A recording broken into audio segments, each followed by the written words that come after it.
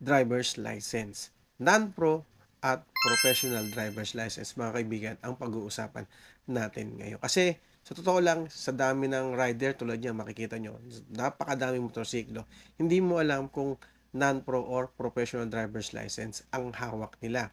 Dito sa bagong driver's license natin, ang nakalagay lamang ay driver's license. Nung araw, ang nakalagay po ay non-pro at professional driver's license. Saan po ba ginagamit ang non-professional driver's license at professional driver's license? Mga kaibigan, makikita din po natin kung ang hawak-hawak niyong lisensya ay non-pro at professional driver's license.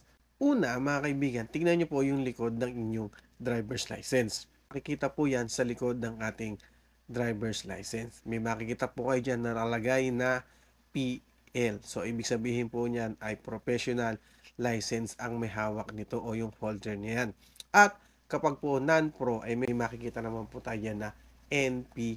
So, ibig sabihin po is non-professional driver's license ang inyong hawak-hawak na lisensya. So, dati, kasi mga kaibigan, ay after 6 months, pwede mo na pa siyang ipa-professional driver's license. Dati po yun, matagal-tagal na. So, ilang taon na rin yun.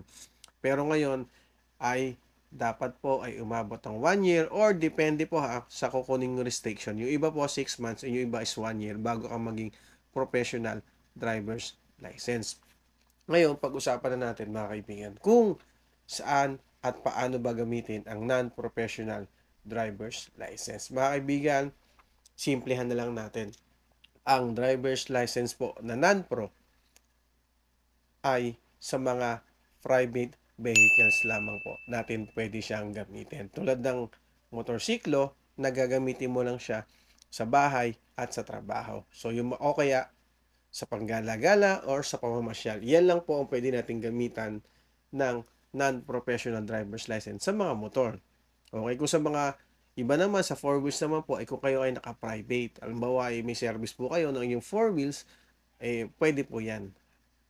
So, yan po ang kalimitang gamit ng non-professional driver's license. Siyempre, meron din pong restriction niya. So, depende po kung anong restriction ang ginagamit ninyo. Kung sa motor, dapat po is pang motor.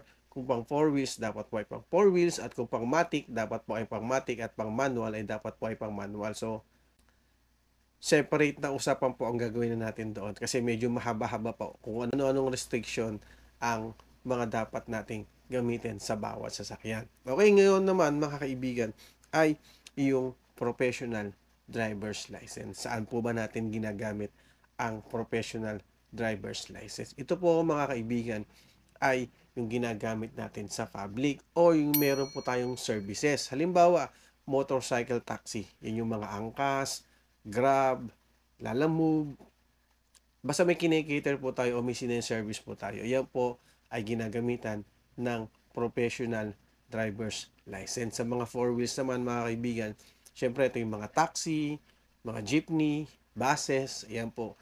Yan ay mga ginagamitan po natin ng professional driver's license. Kasi requirement din po o required din ng mga agency or ng kung anumang company na professional po ang hinihingi nila sa kanilang mga aplikante kapag po sila ay bibiyahe ng jeep, taxi, or Grab, Lalamove, or Joyride. Yan po ang kalimitan na ginagamitan ng professional driver's license. Okay, so ilang mga kaibigan na sana naging malinaw tayo sa mga gumagamit ng driver's license at yung restriction sa mga susunod na video po natin ay gagawin po natin yan. Okay?